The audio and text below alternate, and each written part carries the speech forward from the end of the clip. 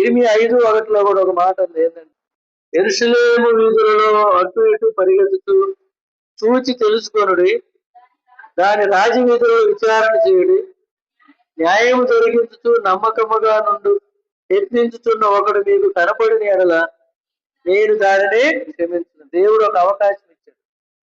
ఏమిచ్చాడంటే, క్షమించడానికి సిద్ధ మనసు గల దేవుడు.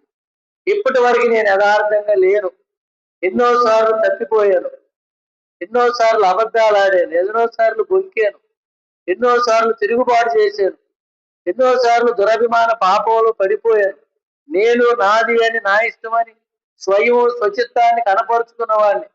నేను ఎంతో గర్వించాను, అతిశయించాను, అయ్యా నన్ను క్షమించు అని ఎవరైతే కనపడతారో వాళ్ళని నేనేం చేస్తాను, క్షమించుదును అంటున్నాను. ఎక్కడది? యెరూషలేము వీధులలో. కనుక దేవుడు న్యాయవంతుడు, నమ్మకమైన వాడు. కనుక 17వ వచనంలో, ద్వితీయోపదేశ కాండంలో ఒక మాట ఏమనుందండి? 17వ అధ్యాయంలో, దేవుని బిడ్డలుగా మనం ఏం చేయాలంటే, దేవుని వాక్యాన్ని విని విడిచిపెట్టకూడదు. ఇంటికెళ్ళి మళ్ళీ ఏం చేయాలి? మనం ఏం చేయాలి? మళ్ళా పరీక్షించుకోవాలి. ఇప్పుడు నేను చెప్పింది రైటా రాంగా అనేది, నేను చెప్పింది కరెక్టా కాదా అనేది, దానికి ఇంకేం చెప్పాలి, ఏం మర్చిపోయాను, ఎక్కడ ఏ విషయంలో తప్పిపోయాను, పరిశుద్ధాత్మ స్వాధీనంలో ఉండి చెప్పానా, లేకపోతే నా సొంత మాటలు చెప్పానా అని నేను కూడా ఏం చేయాలా? నన్ను నేను పరీక్ష చేసుకోవాలి. అందుకని ద్వితీయోపదేశ కాండం 15వ అధ్యాయంలో 17, 19 వచనం చూడండి. అది అతని యొద్ద ఉండవలెను, తన రాజ్యమందును తాను కుమారులు ఇశ్రాయేలు మధ్య దేశం తాను తన సహోదరుల మీద గర్వించి ధర్మం విడిచిపెట్టి కుడికి గాని ఎడమకి గాని తొలగిపోకుండా ఉండనట్లు తన దేవుడైన యెహోవాకు భయపడి వాక్యములన్నిటినీ కట్టలను అనుసరించి నడవ నేర్చుకున్నటకు అతడు తాను బ్రతుకు దినములన్నిటినూ గ్రంథమును చదువుతుండవలెను. వింటున్నారుగా? ప్రతిరోజు ఈ గ్రంథాన్ని ఏం చేయాలి? మనం చదవాలి. చాలాసార్లు టైం అయిపోయింది, లేకపోతే నిద్ర మొత్తం వచ్చింది, ఇవాళది రేపు చదువుకుందాం, ఎల్లుండి చదువుకుందాంలే అని నీ వ్యక్తిగత దినపాఠాన్ని నువ్వు ఖచ్చితంగా చదవాలి. తర్వాత కుటుంబ ప్రార్థనలో ఖచ్చితంగా దేవుని వాక్యాన్ని మనం ఏం చేయాలా? ధ్యానించాలి. ఇక్కడ ఏమనుందంటే, తాను బ్రతుకు దినములన్నీ ఆ గ్రంథము చదువుతుండవలెను. చూడండి, ఇక్కడ 17వ వచనంలో, తన హృదయము తొలగిపోకుండానట్లు అతడు అనేక స్త్రీలను వివాహం చేసుకొనకూడదు, వెండి బంగారమును అతడు తన కొరకు బహుగా విస్తరింపజేసుకొనకూడదు. విశ్వాసులే ఏదైనా పెళ్లి వచ్చిందంటే చాలు, బీరువాలో ఉన్న బంగారం అంతా తీసి ఎరగదీసి దండెండా వేసి పోతారు. రైతులు అక్క అంటే ఈ అక్క వేరు అక్క వేరు అనుకుంటాం. వెయ్యొచ్చు, కానీ ఎట్టుండాలి? అది మితముగా ఉండాలి. మరి మామూలుగా ఒకసారి మనం చూసి ఇతరులు మనల్ని గమనించి గుర్తించే అంతగా మనం ఇతరులకు కనపడకూడదు. ఇతరులు మన గురించి ఆలోచించే విధంగా మన దుస్తులు ఉండకూడదు, కనుక మన చూపులు ఉండకూడదు, మన నవ్వులు ఉండకూడదు. మనం ఏంటంటే దైవికంగా ఆత్మీయంగా మనం ఎంతవరకు నవ్వాలి, ఎంతవరకు మాట్లాడాలి, ఎంతవరకు అనేది సహోదరులు చాలా జాగ్రత్తగా గుర్తుపెట్టుకోవాలి. ఇతరులు మనల్ని గమనించి గుర్తించి ఆశించి ఆలోచించే విధంగా మనం ఉండకూడదు, మన బట్టలు కానీ మన మాటలు కానీ. ఇక్కడ ఏమనుందంటే, ధర్మమును విడిచిపెట్టి కుడికి కానీ ఎడమకు కానీ తొలగిపోకూడదు. యెహోవాకు భయపడి ధర్మశాస్త్ర వాక్యాలన్నీ కట్టడలు అనుసరించి నడవ నేర్చుకోవటానికి ప్రతిరోజు ఏం చేయాలా? ఉదయం, మధ్యాహ్నం, సాయంకాలం చదవాలి. ఉదయం పాత నిబంధన, మధ్యాహ్నం ఏమో సామెతలు, తర్వాత రాత్రి కొత్త నిబంధన. సామెతలు 31 అధ్యాయాలు ఉంటాయి. నెల మొత్తం చదవాలి. ఇవాళ ఏది తారీఖు? 31. ఈరోజు మనం చదివామా లేదని పరీక్షించుకోవాలి. మధ్యాహ్నం ఇంటికి వెళ్ళటం, 31 చదువుకోవటం, రేపు నుంచి 1 నుంచి చదువుకోవటం మళ్ళీ. కనుక మన వ్యక్తిగత జీవితం ఆత్మీయంగా దారి తొలగిపోకుండా, తప్పిపోకుండా యథార్థంగా ఉండాలంటే మనం ఏం చేయాలి? వాక్యాన్ని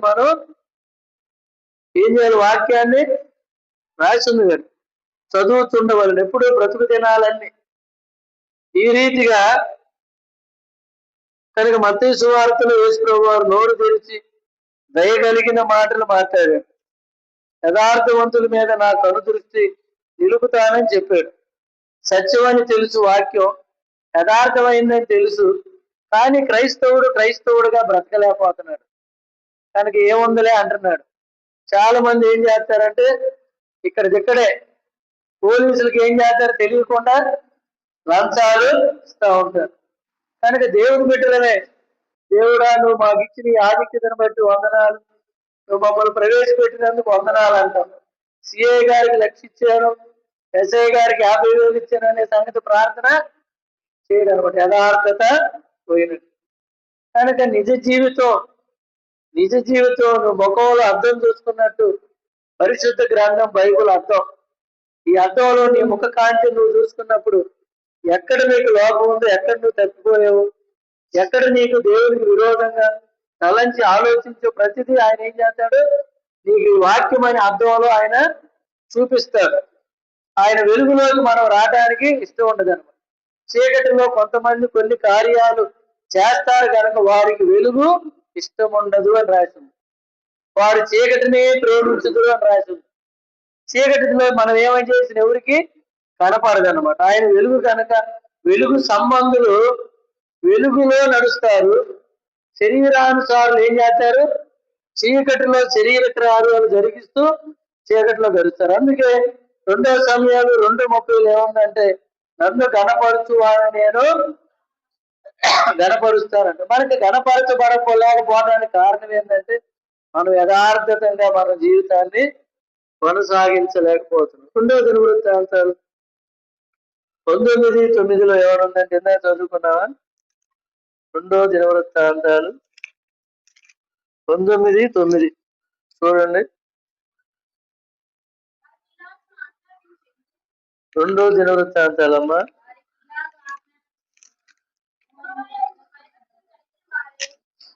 అమ్మ అది 9. వారికి లాగున ఆజ్ఞాపించును, యెహోవా యందు భయభక్తులు కలిగిన వారై నమ్మకముతోను యథార్థ మనసుతోను మీరు ప్రవర్తించవలెను.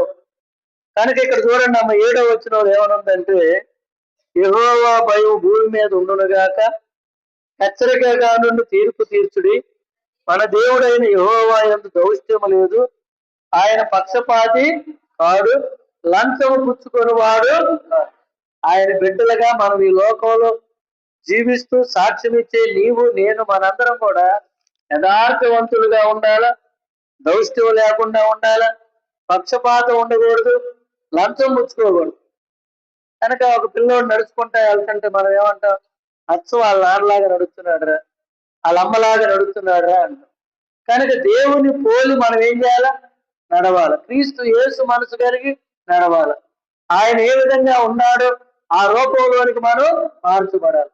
ఎన్ని సంవత్సరాలైనా మనసు మారదు, మార్గం మారదు, రూపం మారదు. కనుక పేరుకు మాత్రం విశ్వాసులమే కానీ విశ్వాసానికి తగిన పరిమాణం ఆ మోతాదులో మన దగ్గర విశ్వాసం ఉండదు. ఒకరోజు మనల్ని పరీక్షిస్తే ఆ తూనికలో మనం ఏం చేస్తాం, తగ్గిపోతాం. కనుక ఈ మధ్యాహ్న కాల సమయంలో ప్రభు బలలో చేయబోయే ముందు మనం ఏం చేయాలా, మన బ్రతుకు దినములన్నీ దేవుని వాక్యాన్ని చదివి వాక్యానుసారంగా జీవించి యథార్థమైన మనసు నమ్మకముతోను భయభక్తులు కలిగి ఉండాలి. భయము భక్తి లేకపోతే ఏ పని చేయడానికైనా మనం ఏం చేస్తాం, ధైర్యం. కనుక ఈ మధ్యకాలంలో భయాన్ని భక్తిని విడగొట్టి భయం వదిలేసి భక్తిగా ఉంటున్నాం. కనుక బైబుల్ సంచి తీసుకుని దేవుని మందిరానికి వచ్చినంత మాత్రాన నువ్వు పరలోకానికి ఏమాత్రం ఏముండాలి, మనకి భయం ఉండాలి. ఎందుకు ఉండాలి భయం? దేవుడు మనల్ని చూస్తున్నాడని. ఆయన కొనుకుడు నిద్రపోడు, ఆయన దివారాత్రులు మనల్ని ఏం చేస్తున్నాడంటే కావలి కాస్తున్నాడు. కనుక నీ ప్రవర్తన యథార్థమైన. సామెతలు 11లో చూడండి, సామెతలు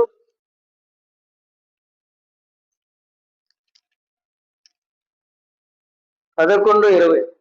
మూర్ఖ చిత్తులు యెహోవాకు ఏయులు, యథార్థంగా ప్రవర్తించువారు ఆయనకు ఇష్టలు.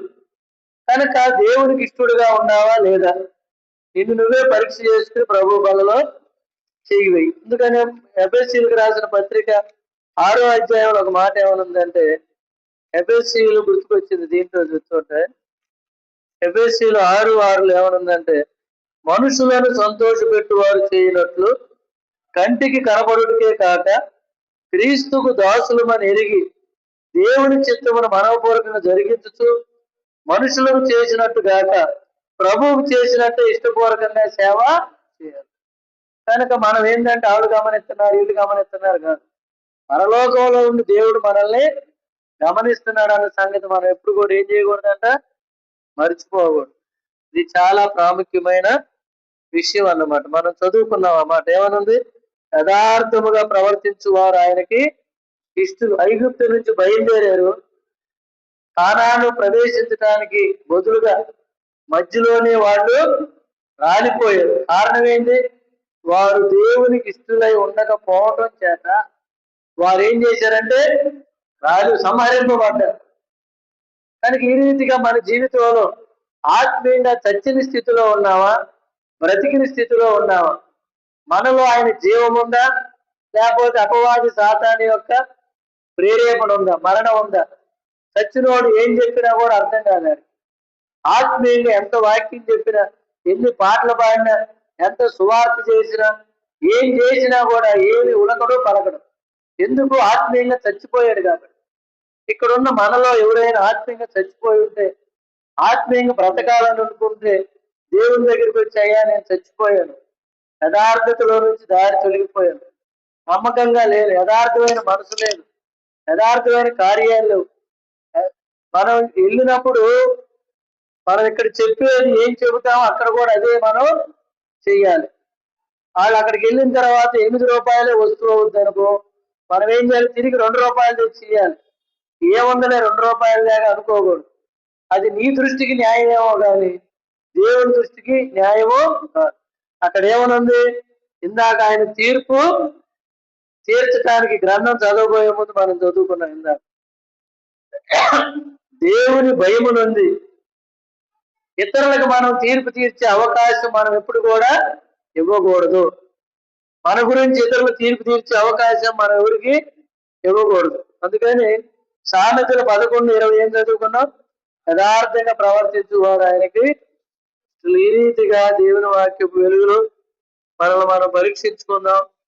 రూతు గ్రంథం 3:10 ఏమని అంటాడంటే, బోయజు నీ మునపటి ప్రవర్తన కంటే ఇప్పుడు సత్ప్రవర్తన నేను గమనించాను అన్నాడు.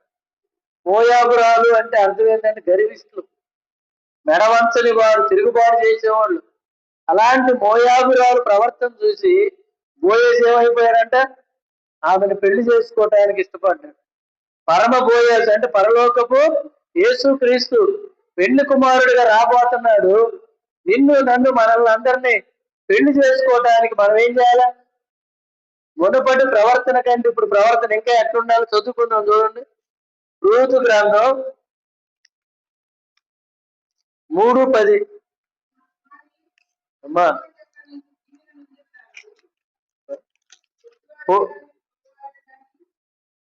చదువుతున్నా వినండి అమ్మా. అతడు నా కుమారి, యెహోవా చేత నీవు దీవెన నొందిన దానివి, కొద్దివారిని గొప్పవారిని ఎవరినొచ్చు నువ్వు వెంబడంతో ఉండటం వలన నీ మునుపటి సత్ప్రవర్తన కంటే వెనకటి సత్ప్రవర్తన మరీ ఎక్కువ అయినది అంటున్నాడు. అక్కడ పొలంలోకి వచ్చింది, అక్కడ యవనస్తులు ఉన్నారు, రకరకాల వ్యక్తులు ఉన్నారు. అయినప్పటికీ తన వ్యక్తిగత జీవితాన్ని ఎంత జాగ్రత్తగా కాపాడుకున్నది అని యజమానుడు గమనించాడు. కనుక ఇది మన జీవితంలో ఉంటే ఏమవుద్దంట? ఆయన ఏం చేస్తున్నాడంట, ఆమెని తన కుటుంబంలో ఒక యేసు ప్రభు వారు రావటానికి వంశావళిలోనికి రూతుని చేర్చుకున్నాడు. ఈ గ్రంథం, పరిశుద్ధ గ్రంథం బైబిల్లో రాయటానికి దేవుడు అనుమతి ఇచ్చాడు అనమాట. కనుకయ్యా నేను రూతులాగా లేనయ్యా, నేను తప్పిపోయాను, నన్ను క్షమించయ్యా అని అడిగి మనం ఏం చేయాలా? సరి చేసుకుని రావాలి. ఇంకో మాట కూడా ఏమనుందంటే, 1 యోహానులో 3వ యోహాను అనుకుంటా, 3వ యోహానులో గాయ గురించి రాసింది. అన్న 12:30 అని చెప్పాడు, ఒక మాట చదువుకుందాం. 11వ వచనం, ప్రియుడుగా చెడు కార్యములు కాక మంచి కార్యములు అనుసరించి నడుచుకోను. మేలు చేయవాడు దేవుని సంబంధి, కీడు చేయవాడు దేవుని చూసిన వాడు కాడు. కనుక మనం యథార్థతను బట్టి యథార్థంగా ఉంటే హృదయ శుద్ధి గలవారు ధన్యులు, వారు దేవుని చూచారు. హృదయంలో పాపానికి చోటు లేకుండా యథార్థంగా మనం ఉంటే దేవుడు ఏం చేస్తాడు? యథార్థ హృదయంలో పడిపోయినను ఏం చేస్తారంటే మళ్ళీ లేస్తారు. మనకి యథార్థత గురించి చాలా ఉంది అవకాశం చెప్పడానికి. మన ప్రవర్తన ఎలా ఉండాలంటే యోగ్యమైనదిగా ఉండాలి, మంచిదిగా ఉండాలి. చెడు దానికి అవకాశం మనం ఇవ్వకూడదు. అందుకని కొలస్సీల్లో ఒక మాట ఉంది, 2:5 కొలస్సీలకు రాసిన పత్రిక. ఇంటికి వెళ్ళిన తర్వాత చదువుకోవట్లే కానీ మళ్ళీ మీరు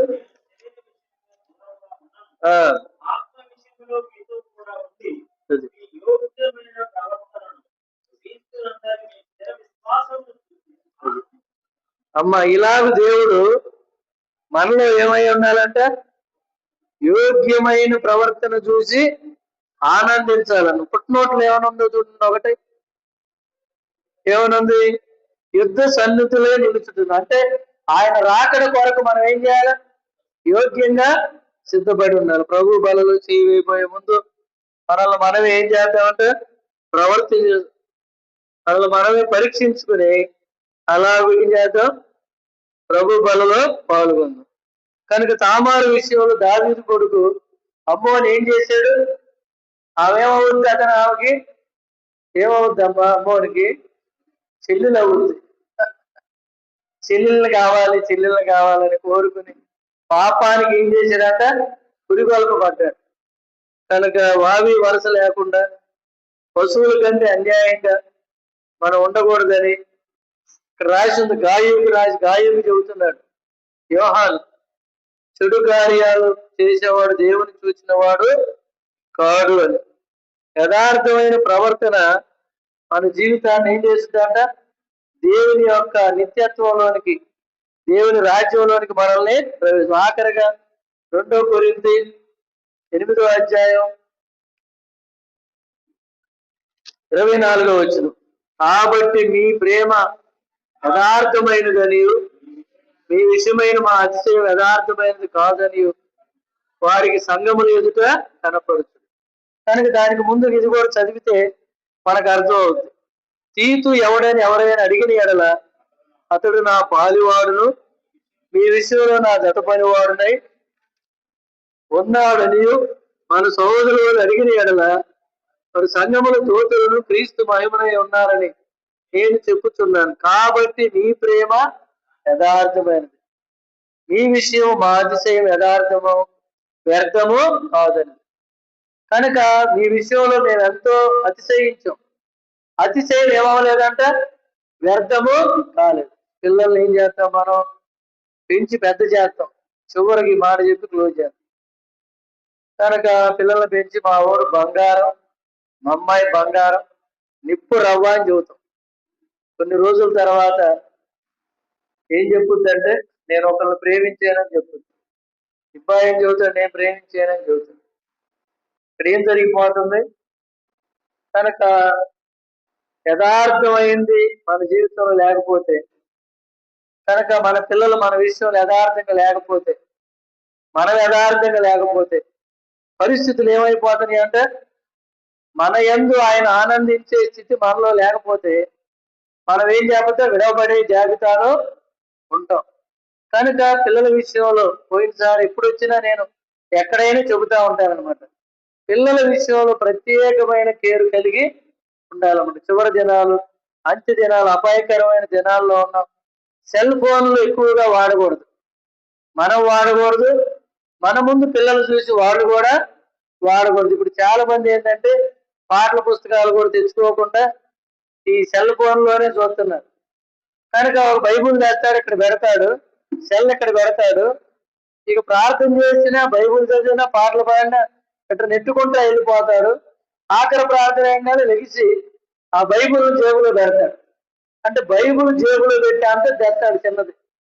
కనుక ఎందుకు చెబుతున్నానంటే ఈ రోజుల్లో పరిస్థితులు యథార్థత లేదు. అమ్మా నాన్న కోసం వచ్చాడు కనుక మన జీవితం ఇతరులకు మాదిరిగా ఉంటే మన ప్రభు మన మన మన విషయంలో యథార్థంగా ఉంటాడు. చదువుకుందాం చివరిగా. ఆయన యథార్థవంతుడు, ఆయన వాక్యం యథార్థమైంది, ఆయన న్యాయములు విధులు యథార్థమైనవి, ఆయన ఆవరణ యథార్థమైంది, ఆయన కార్యాలు ఆయన మార్గాలు యథార్థవంతుడు అయిన కాబట్టి మనం కూడా ప్రభు బలలో చేయబోతు మనం కూడా యథార్థవంతులకు ఏం చేయాలా? సిద్ధపడినట్లు ప్రభు మనకు సహాయం చేయను గాక. ప్రార్థనలో ఒక నిమిషం ఉండండి, అందరూ మోకరిల్లండి, ప్రార్థనలో ఉండండి. అయ్యా నేను యథార్థంగా లేను, అనేక సార్లు తప్పిపోయాను, అనేక సార్లు బొంకాను, అనేక సార్లు ఒప్పుకోవటానికి విడిచిపెట్టడానికి ఇష్టపడలేదు. స్వాతిశయము, దురభిమాన అహంకారం కనుక నేను భక్తి అహంకారం కనుక రకరకాలైనటువంటి అతిశయాలు నాలో ఉన్నాయి. అతిశయించడానికి నాలో ఏమీ లేదు. నా అతిశయం ఏదైనా ఉందంటే మీరు తప్ప నాకేమీ లేదు అని మనం దేవుని దగ్గరికి రండి, దేవుని దగ్గరికి వచ్చి అడగండి. ఆయన రక్తం చేత కడగబడి విమోచించబడండి. ఆయన రక్తం కిందకి తెచ్చుకుని క్షమాపణ అడగండి. యోగ్యమైన రీతిగా బలలో చేయండి.